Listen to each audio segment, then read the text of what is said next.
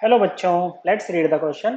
कह रहा है इफ यूरेनियम यूरेनियम का ये एटॉमिक नंबर है बच्चों 92 और मास नंबर है 235 is assumed to decay only by emitting two alpha particles and one beta particles. इसका बच्चों डीके हो रहा है और ये डीके के दौरान ये दो तो अल्फा पार्टिकल एमिट कर रहा है और एक बीटा पार्टिकल एमिट कर रहा है। The possible product of decay is okay. तो ये जो डीके होगा इसका पॉसिबल प्रोडक्ट क्या रहेगा? देखो बच्चों, अल्फा पार्टिकल क्या होता है बच्चों? अल्फा पार्टिकल होता है आपका कंप्लीटली आयनाइज्ड हीलियम एटम। और इसको कैसे करके दिखाते हैं बच्चों? इस तरह से हीलियम। ओके बच्चों, और इधर ये मतलब हीलियम का mass number 4, atomic number 2। Okay बच्चों, वहीं बीटा पार्टिकल को कैसे दिखाते हैं हम?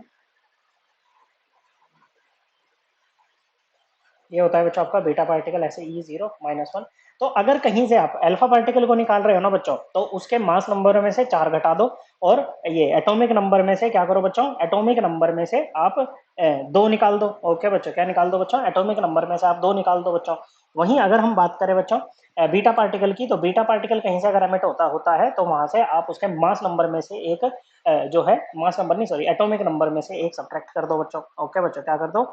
एक यहाँ से सब्ट्रैक्ट कर दो। ओके, अब देखो, अब ये था यूरेनियम 23592। ओके बच्चों, मान लेते हैं इसमें से आपके शुरू में 2 अल्फा पार्टिकल निकले हैं बच्चों। ओके, 2 हीलियम 4 2 ये निकले। तो ऊपर से 4 माइनस होगा, 4 नहीं 8 होगा बच्चों। दो दो निकले ना बच्चों, तो 8 निकला तो ये क्या है? एक्स बन गया मान लो कोई 227 और नीचे से हटा दो 4, तो ये 88 आ जाएगा बच्चों। क्या आ जाएगा बच्चों?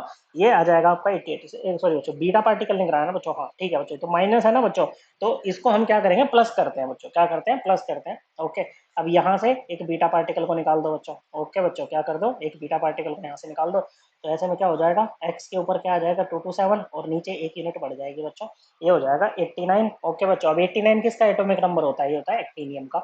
ओके बच्चों, तो ये बन जाएगा एक्टीनियम 89 227। ओके बच्चों, so correct answer will be option D. I hope आपको ये एकदम क्लियर हो गया होगा। थैंक यू बच्चों।